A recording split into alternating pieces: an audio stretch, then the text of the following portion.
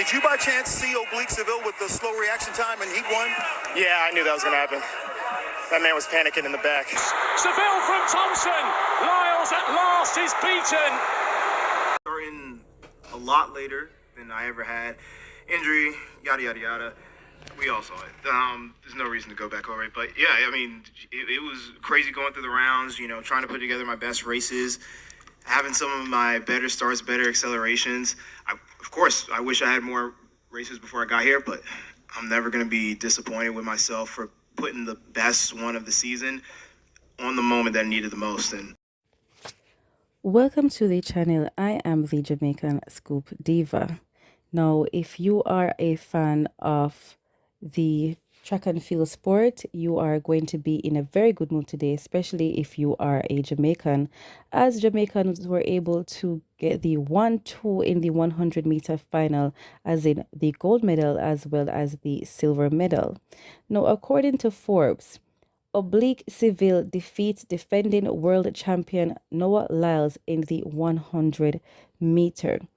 After placing last in the Paris Olympic final, Jamaica's Oblique Seville finally broke through his championship curse and soared to a first-place finish. Seville ran 9.77 for a new personal best and became the first Jamaican man since Usain Bolt in 2015 to win the 100-meter dash world title. That's about 10 years. Seville is known for having excellent regular season races and running masterful rounds in major championships. Last year in Paris, Seville ran a textbook race against champion Noah Lyles in the semi-final. This year, Seville beat Lyles at the Lausanne Diamond League. The newly crowned world champion produced six sub 9.90 performances this season, establishing his regular season dominance. During the prelims in Tokyo, Seville had a concerning slow reaction to the starting gun. So much so, his competitors were already 2 steps ahead before he took off. He managed to qualify for the semi-final, even though his mistake almost cost him a chance at victory. Seville was 4th at the Eugene and Budapest World Championships. After 3 championships of failing to secure a medal, Seville ran straight to a victory that he and the Jamaican fans will remember forever. Over the years, I have shown my talent and shown my class that I'm a medal contender, said the world champion Seville. Last year, I came 8th, and now to win the gold medal is something special for me. Seville's win spoiled what could have been a new record for most consecutive men's 100-meter dash world titles held by a single country if Lyles successfully defended his crown.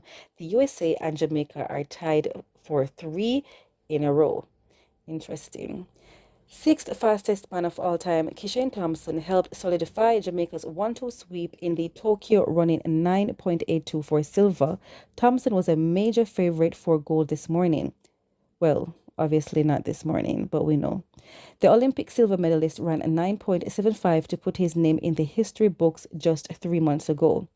Up until that race, Thompson has been undefeated in the 100-meter dash this season. The Olympic silver medalist ran textbook races all season with little to no critiques on form and competitive nature.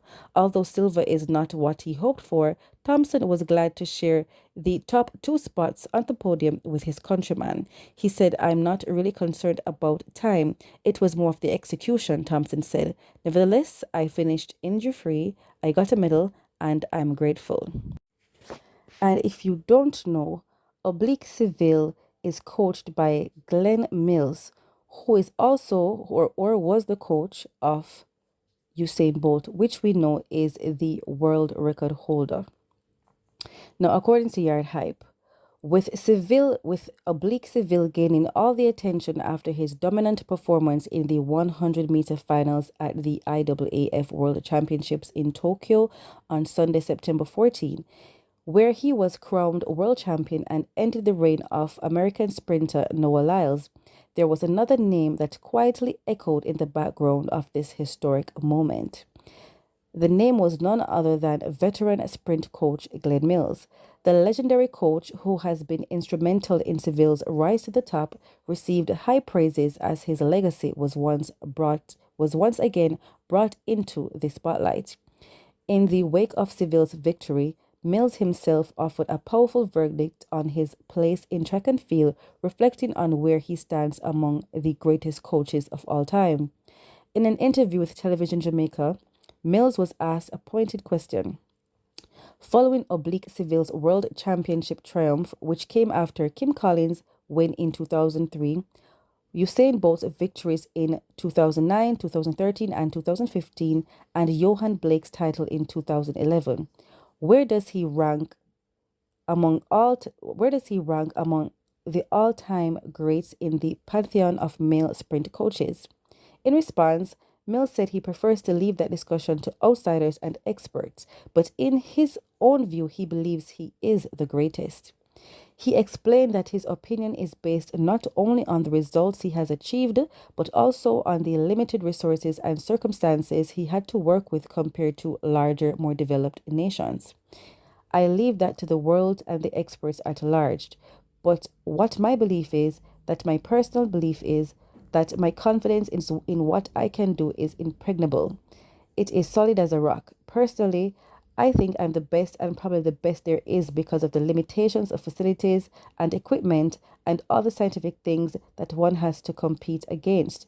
He continued, I think the job that I am able to do with all the people that I have worked with is just absolutely fantastic.